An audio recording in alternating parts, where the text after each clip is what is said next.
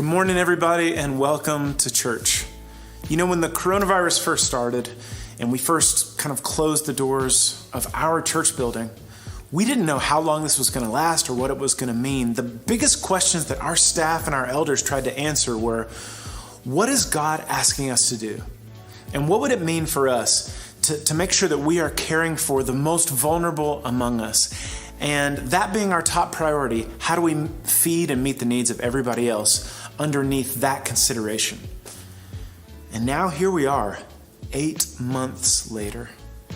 And we hope that this is going to be over soon. We don't know when it's going to end, but we thought this morning as we worship together in this way, that we would take a retrospective look back at some of the thoughts and scriptures and heartbeats that were guiding our decisions as we first got into this, and ask the question, is this still the way we feel? We think the answer is yes. The places that the Lord led us at the very beginning, we are still following that North Star now. And we invite you to worship with us as we remember where we were and we continue to follow Him as we continue to go through this. We hope that it's going to be over soon. We don't know when it will end, but in the meantime, we continue to try to be guided by the heartbeat of the Lord's heart, the Lord's love. We are not guided by fear, but we are guided by love. We invite you to worship with us. Thanks for joining. Oh, we're not. Oh, we need love and grace and power He gives for free.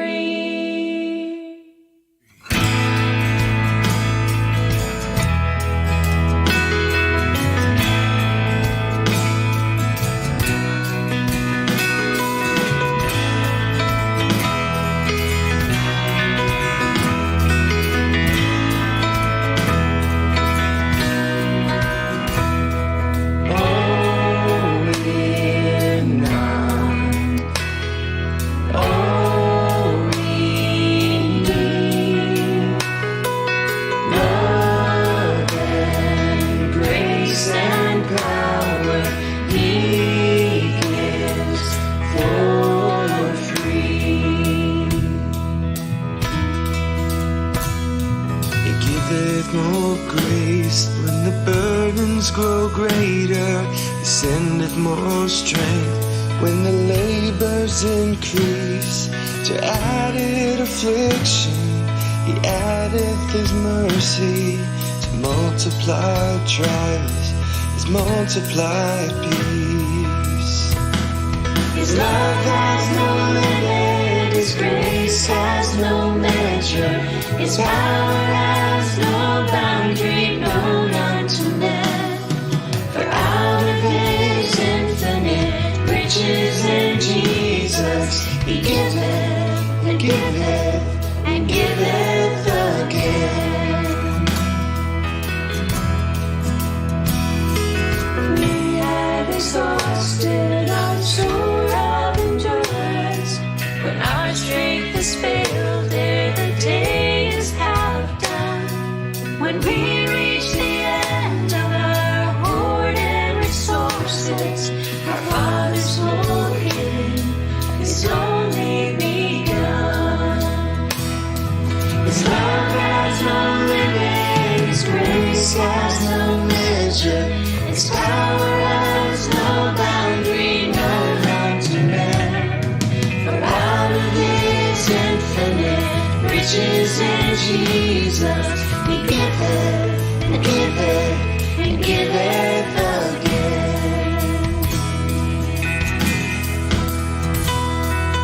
Oh, we're not.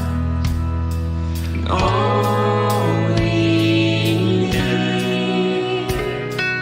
love and grace and power He gives for free.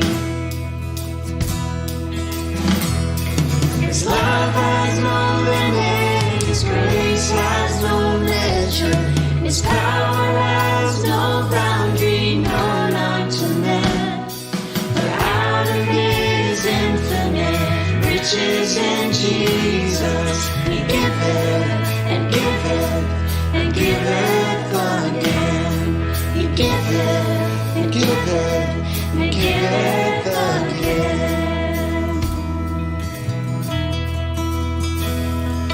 Oh, hear not.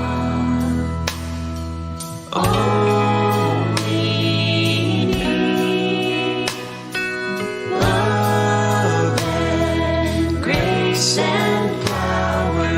He gives for free.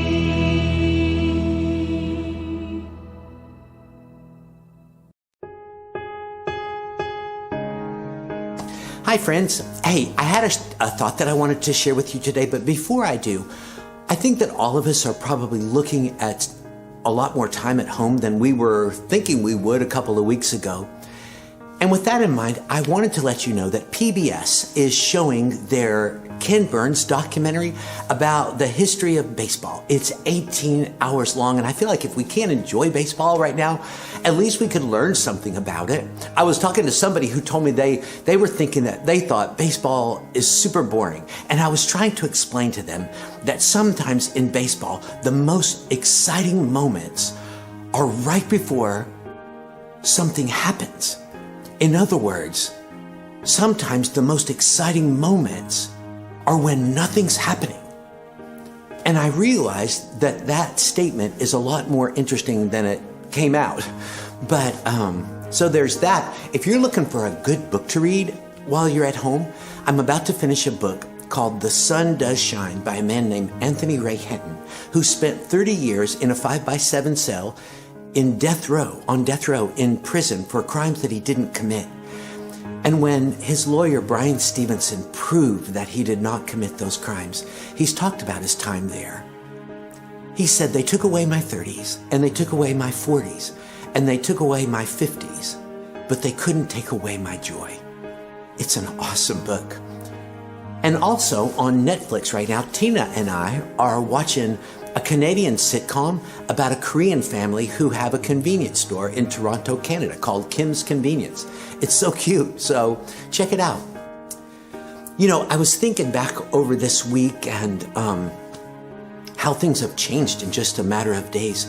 Like Sunday, the guidelines of on Saturday, the guidelines of our governor were that he was asking that groups larger than 250 not meet together right now. I think it was saying through the end of the month. And I was thinking about Triple C and Sunday morning. And, you know, sometimes we get up around there, maybe, you know, around 250. If everybody who came here was a part of our church, if they came all at one time, I don't know where we would put everybody. One person said, you know, I love Triple C. You can be a part of it and you don't even have to go to it.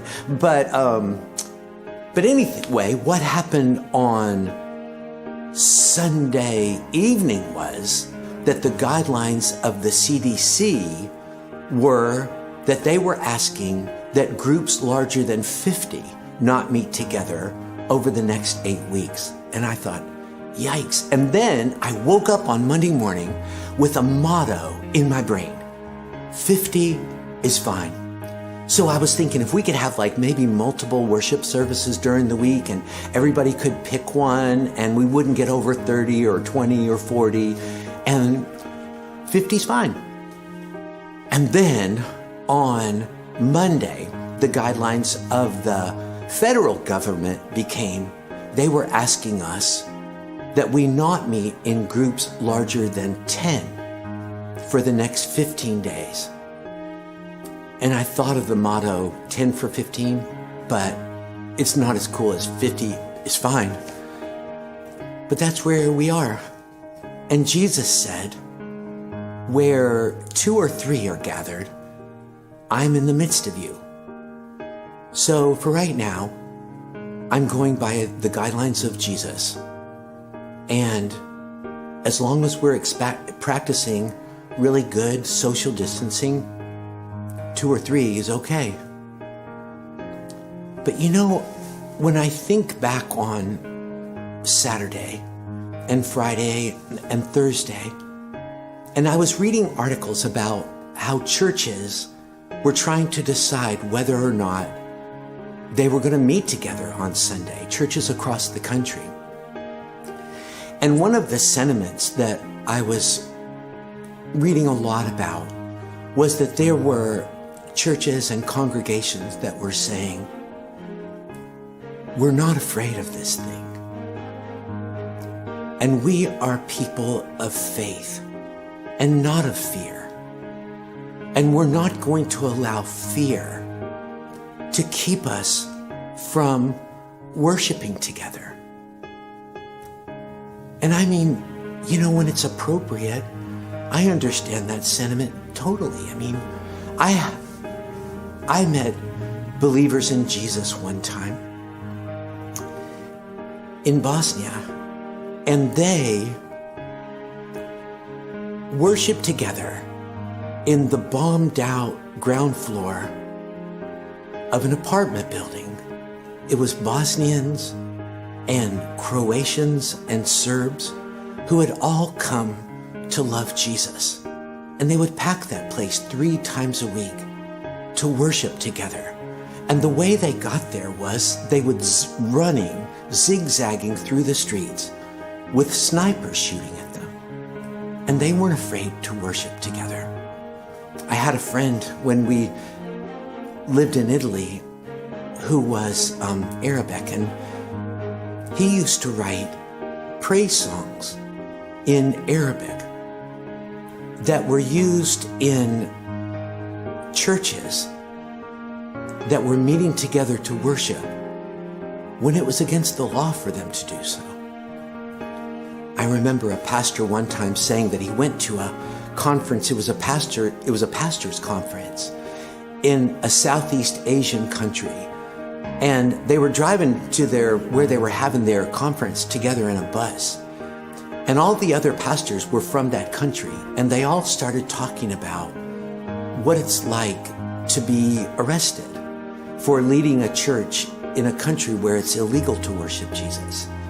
And as they were talking about it, this pastor realized that he was the only pastor on the bus who had never been arrested for worshiping Jesus. And he asked them, how do you not be afraid of going to jail? And they all immediately started laughing. And one of them said while he was laughing, the way you get over the fear of going to jail is by going to jail. The only thing is, in this case, and the reason we're not worshiping together now, and the reason that we're not having any groups together up here at Triple C now, is not because of fear. It's because of love. What our country is asking of all of us is that for the next future, we all slow down and we all spread out so that we could slow down the spread of this virus. And the reason that is super important, if we could get the spread of this virus to slow down, then our hospitals won't be overloaded. And our healthcare providers who are on the front lines, who are serving us, many of whom we have in this congregation.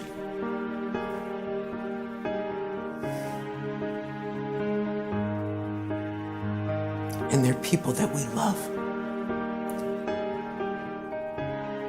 We don't want them to be overwhelmed. And we wanted to slow down so that they could better protect the most vulnerable to this infection, those whose health is compromised,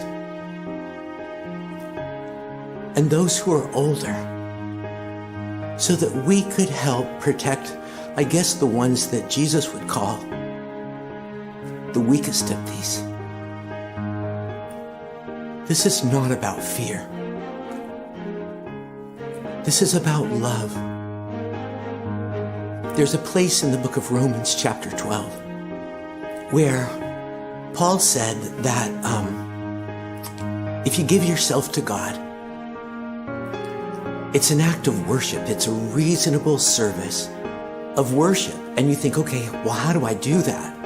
And among other things, one of the things that he says is we should be devoted to one another in love. Love is worship too.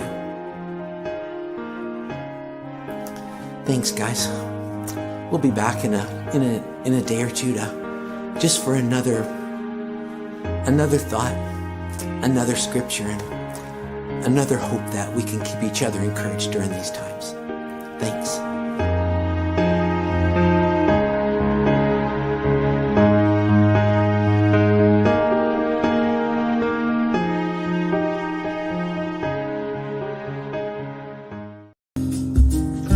Thank you all for the opportunity to worship again with you guys. Be my echo. No one like you, Lord. No one who can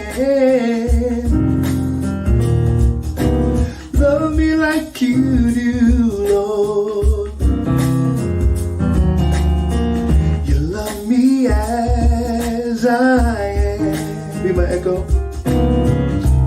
When I run from you so fast, when I'm ashamed of all my past, you're seeking me with love that lasts. You love me as I am. I like this one. When all I feel is loss and pain, and I don't know what I should pray, you tell me do not be afraid. You love me as I am.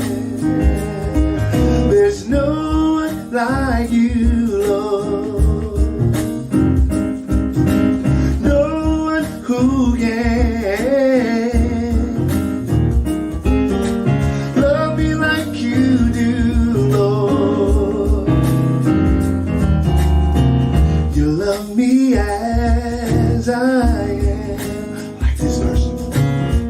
When loneliness is all I found, and everyone had let me down, you say you'll always be around. You love me as I am. When tears and hurt are all I've known, and when my heart can't find a home, you say you want me for your own, God. You love me as I am. There's no one like you, Lord. No one who can love me like you do, Lord. Yeah. You love me as I am. This is my favorite verse. You gave your life, you made a way, you stirred my heart, you called my name. When I got tired of my own way, let's loop this. You loved me as where I was, yeah. You loved me where I was.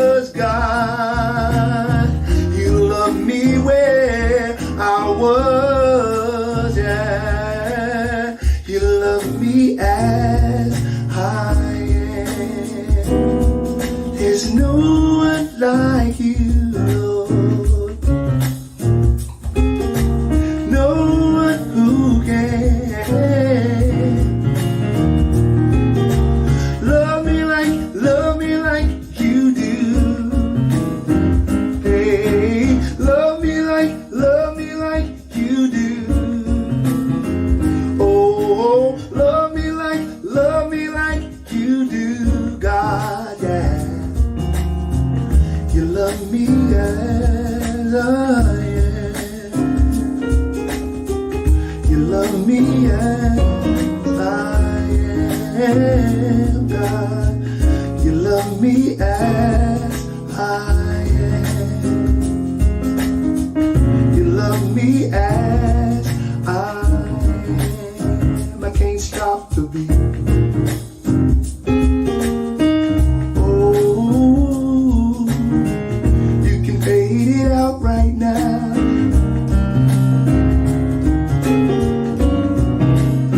Oh God, you love me as I am.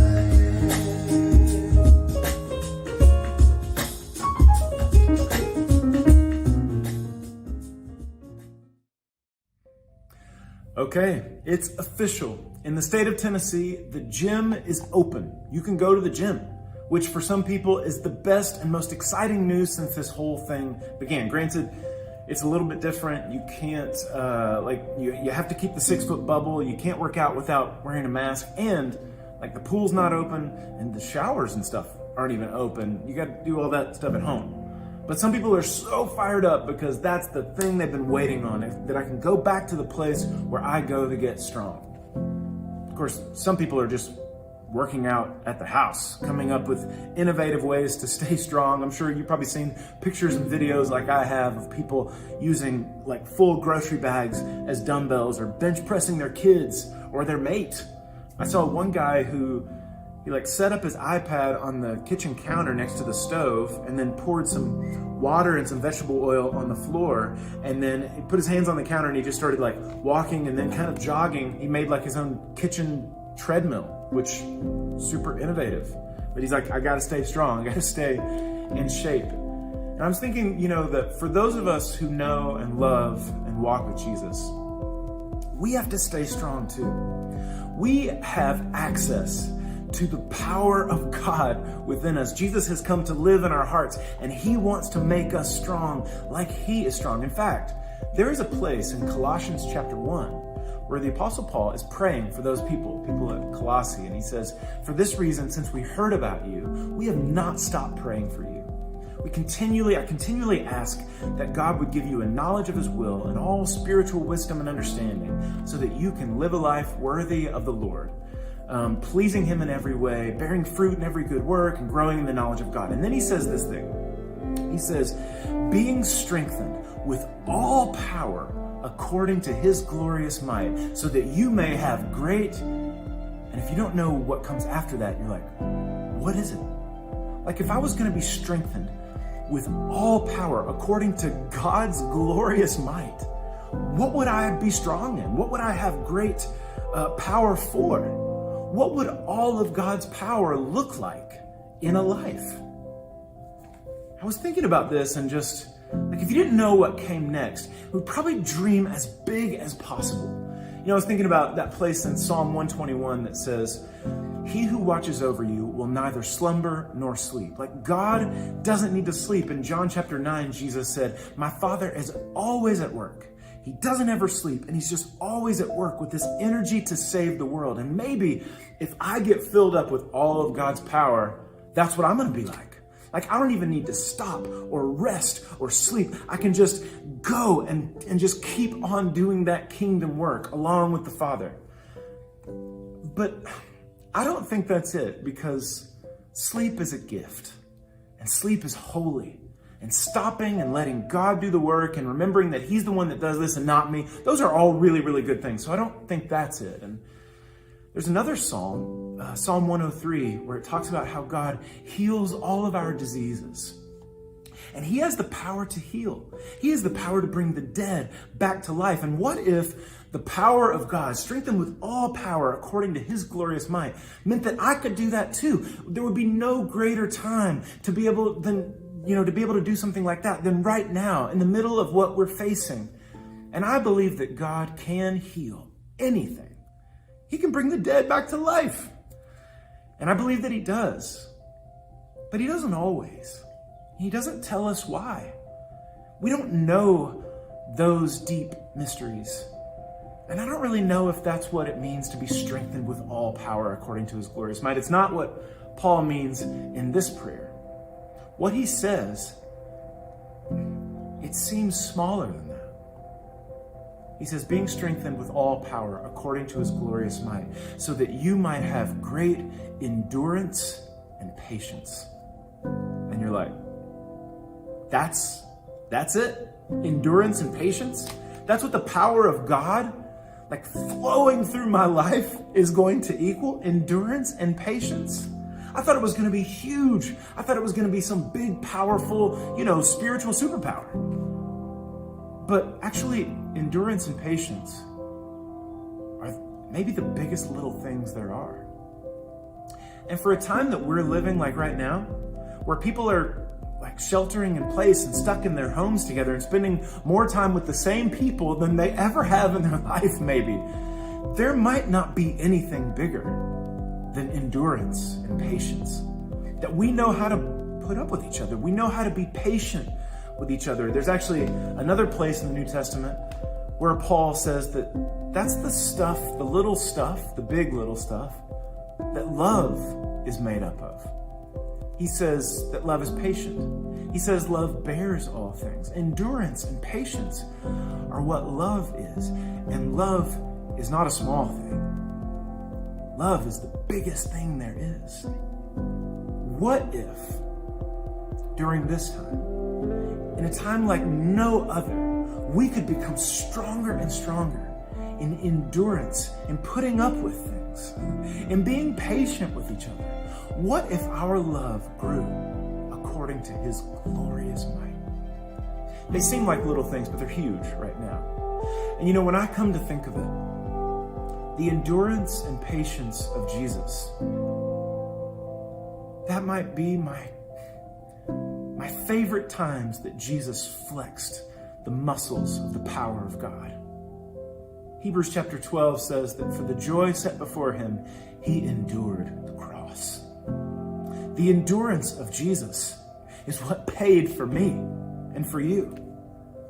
That was one of the greatest times that he flexed his muscles of the power of God. There's a place in 1 Timothy where Paul says, I'm the greatest of sinners, and that Jesus, he says, Jesus saved me to demonstrate his boundless patience. And the patience that Jesus has with me as I slowly grow and fall over and over again, and over all of these years, as I'm slowly growing into the new creation that he's making me to be. The patience of Jesus, man, it's becoming my favorite time that Jesus flexes his muscles of the power of God. May we all get stronger in endurance and patience. Maybe the biggest little things there are. May we be strengthened with all power according to his glorious might, so that we could have, like Jesus, the muscles of bearing with each other and being patient with each other. Maybe the biggest little thing there is.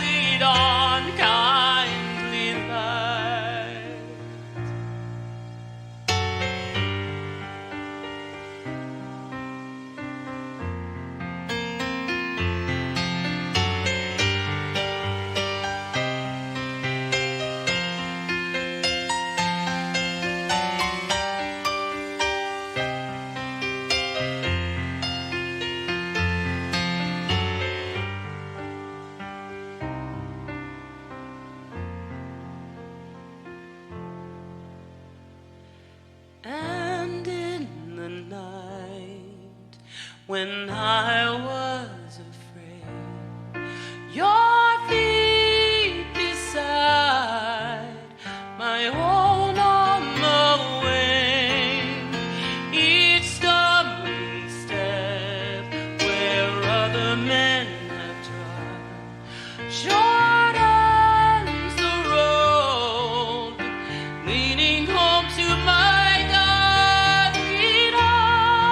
Lead on, my God, lead on, kindly light.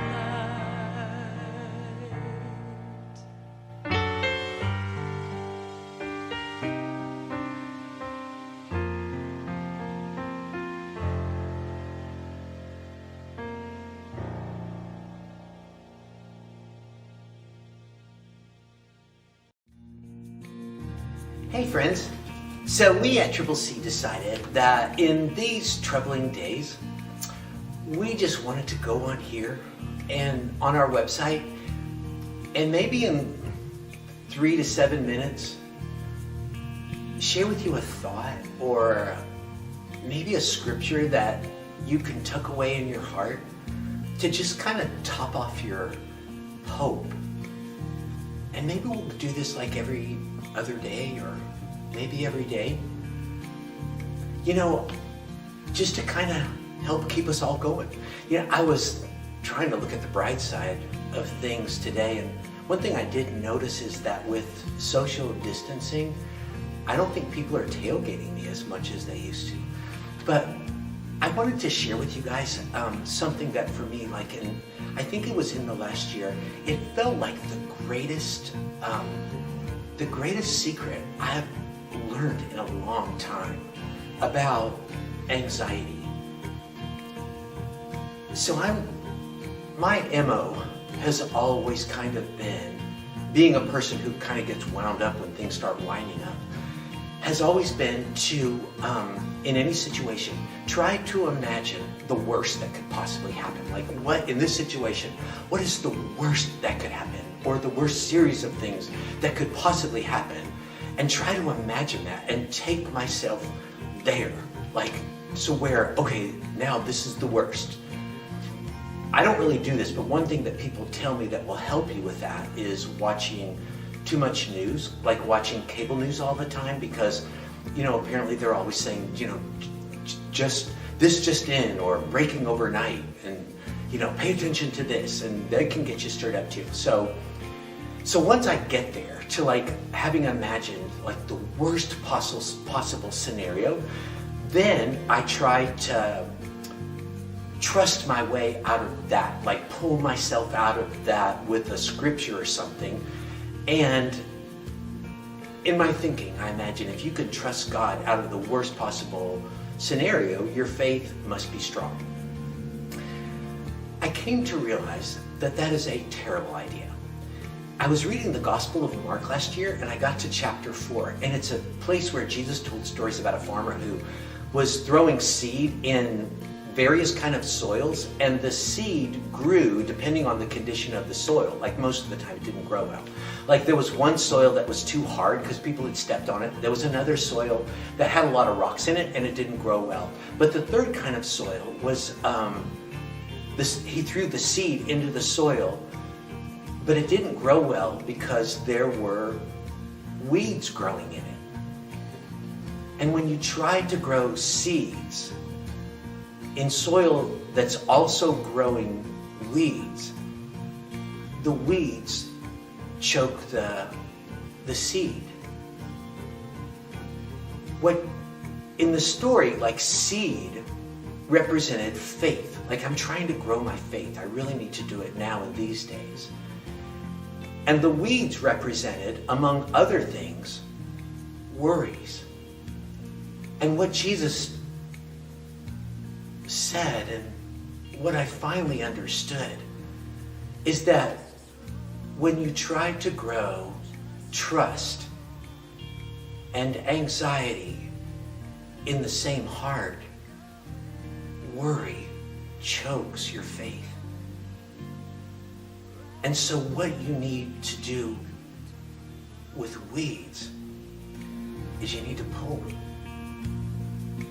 So maybe one of the things that, whatever really is causing you to get like really worried and stirred up, and if it is the news, and if maybe you are watching a lot of cable news, maybe the best thing you could do for your faith, maybe the best thing you could do for your heart, and the best thing you could do for yourself is change the channel. Watch sports instead. Oh, I'm sorry, you can't do that. But listen to praise music instead. You don't want to feed the weeds. You need to pull them. And your faith will grow.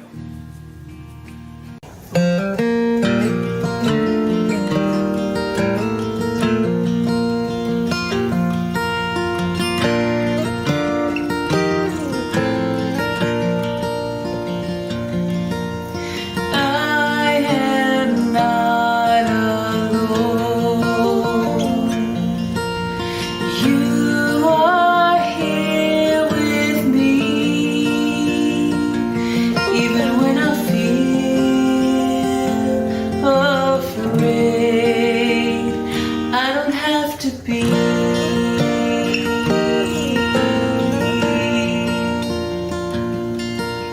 I am not alone. You are here with me, and even when I feel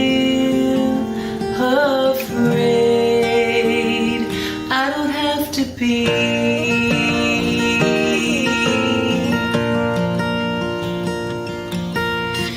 You will never leave me. You will not forsake me. What could anyone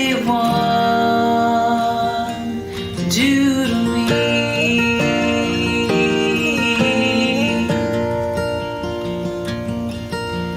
I am not alone.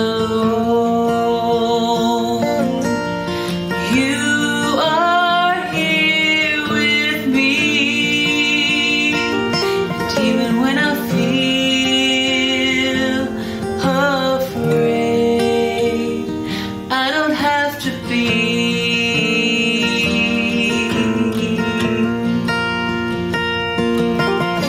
You will never leave me. You will not forsake me. What could anyone do to me?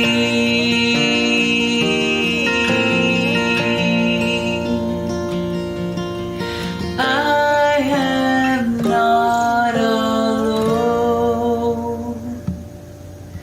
You are here with me, so even when I feel afraid, I don't have to be.